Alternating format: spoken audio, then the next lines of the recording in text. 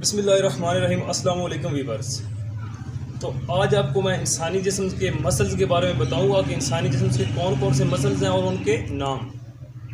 तो इससे पहले अगर आपने मेरा चैनल अभी तक सब्सक्राइब नहीं किया तो उसको सब्सक्राइब करें और साथ बेल आइकन पे क्लिक करें ताकि हर आने वाली नोटिफिकेशन या हर आने वाली वीडियो आपको बआसानी मिल सके। तो अभी आते हैं अपने टॉपिक की तरफ, इंसानी जिस्म के मसल और उनके नाम। तो सबसे पहले आपको बताता चलूँ कि इंसानी जिस्म में जो सबसे छोटा मसल्स है और उसका नाम क्या है, वो है कान का मसल जिसे हम कहते हैं टॉप्स। ये इंसानी जिस्म में सबसे छोटा मसल है। और जो इंसानी जिस्म में सबसे बड़ा मसल है वो आपका ये बैक।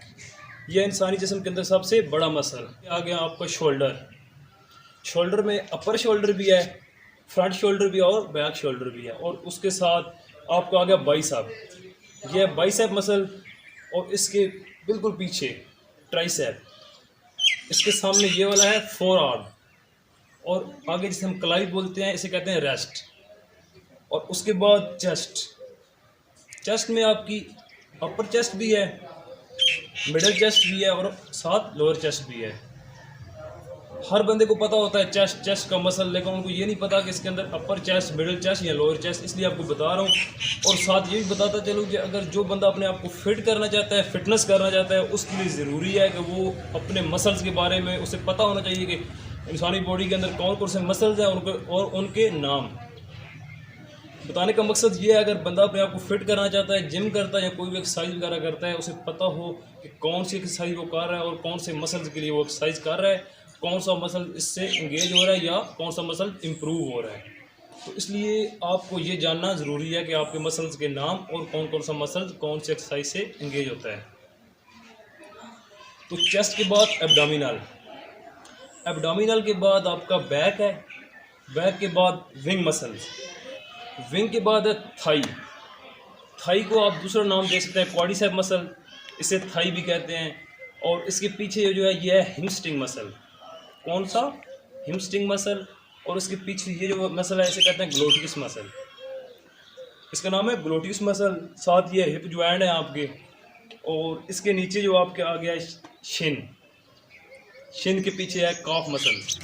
तो गाइस, जब आप फिटनेस की तरफ आएंगे, अपने आप को फिट करने के लिए आएंगे, तो आपकी बॉडी पेन करेगी फर्स्ट टाइम। क्योंकि एक बंदा है वो अनट्रेंड है या अनफिट है, तो वो इस तरह की एक्टिविटी, इस तरह का वर्कआउट करेगा तो लाजमन उसकी बॉडी पेन करेगी, क्योंकि उसके मसल वो पहले किसी और शेप में हैं। जब उसके मसल टूटेंगे उसकी बॉडी पेन करेगी और दोबारा उसकी मसल एक न्यू शेप इख्तियार करेगी, एक न्यू बॉडी उसकी बनेगी। इसलिए उसके मसल्स पहले पेन करेंगे। तो इसमें घबराना नहीं है, क्योंकि जब भी किसी स्टूडेंट्स या किसी बंदे को फिट करते हैं तो सबसे पहले ये चीज़ होती है वो होती है कंडीशनिंग।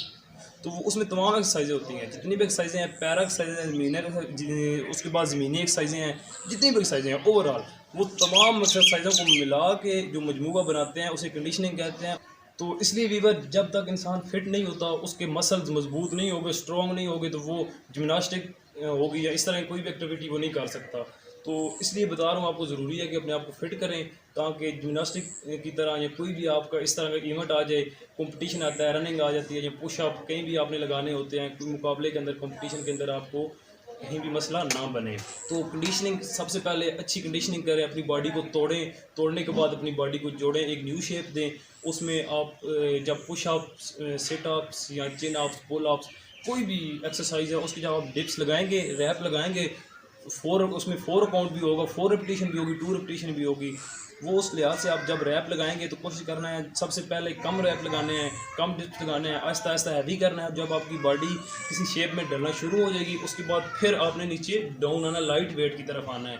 क्योंकि जब आप अनट्रेंड, अनफिट होंगे, आप अगर अपनी बॉडी पे ज़्यादा वेट डालेंगे तो आपकी बॉडी ज़्यादा पेन करेगी और मसल्स आपके ख़राब होंगे, आपकी बॉडी बहुत ज़्यादा पेन करेगी। तो इसलिए बता रहा हूँ कि जब शुरू करना है आपने स्टार्टिंग में आपने लाइट वेट लगाना है और लाइट एक्सरसाइज करनी है, कम से कम 7 का या 10 का रैप लगाना है और इस तरह कंटिन्यू चलते जाना है और साथ साथ 2 या 3 के रैप आगे बढ़ाते जाना है।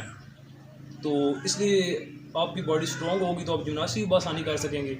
उसके अलावा हमारी ज़िंदगी में जो कंपटीशन चलते हैं आप वो भी बआसानी कर सकते हैं। तो इसमें अगर आपको कोई चीज़ अभी तक समझ नहीं आई तो वो आप मुझसे पूछ सकते हैं। किसी चीज़ में आपको डाउट है, कोई भी एक एनीवन, आप मुझसे वो पूछ सकते हैं बिला झिझक। तो अभी आपसे इजाज़त चाहता हूँ। नेक्स्ट वीडियो में इंशाल्लाह मिलते हैं जिम्नास्टिक के साथ। अल्लाह हाफिज़।